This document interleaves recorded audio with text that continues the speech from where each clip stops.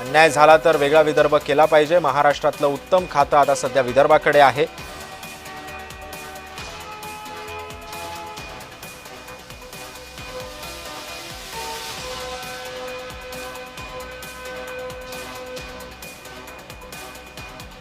आपल्यासोबत रवी राणा आहेत। काय सांगाल, वेगळा विदर्भाचा विषय पुन्हा एकदा समोर आलेला आहे। विजयवडेट्टीवार यांनी समोर आणला, त्यानंतर हा भाजपचाच विषय होता असे काल चंद्रशेखर बावनकुळे यांनी बोलले। या संदर्भात देवेंद्र फडणवीस यांनी विदर्भभरात आंदोलन सुद्धा केलं होतं। आपण कसं बघताय सगळ्याकडे?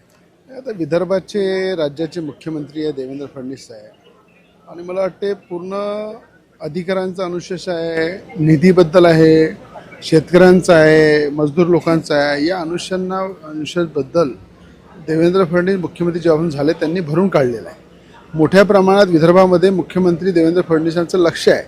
आज विदर्भाला दुग्ध विकास, डेअरी, मत्स्य व्यवसाय अशा प्रकारचे खाते मिळत होते। आता महसूल मंत्री बावनकुळे स्वतः आहे विदर्भाचे महसूल मंत्री आणि मुख्यमंत्री विदर्भाचे आहे। तर मला वाटते विदर्भाला मोठ्या प्रमाणात न्याय मिळत आहे। जेव्हा विदर्भावर अन्याय होईल नक्कीच तेव्हा विदर्भ वेगळा झाला पाहिजे, पण आता मला असं वाटते विदर्भाला न्याय मिळत आहे।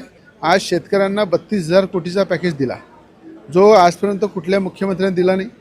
आज प्रत्येक जिल्ह्यामध्ये 1,000 कोटी रुपये शेतकऱ्यांच्या खात्यामध्ये गेलेले आहे। त्या खात्यामध्ये प्रत्येक जिल्ह्यामध्ये शेतकऱ्यांना मदत मिळालेली आहे। तर विदर्भाला न्याय मिळत नाही असा मुद्दा नाही आहे।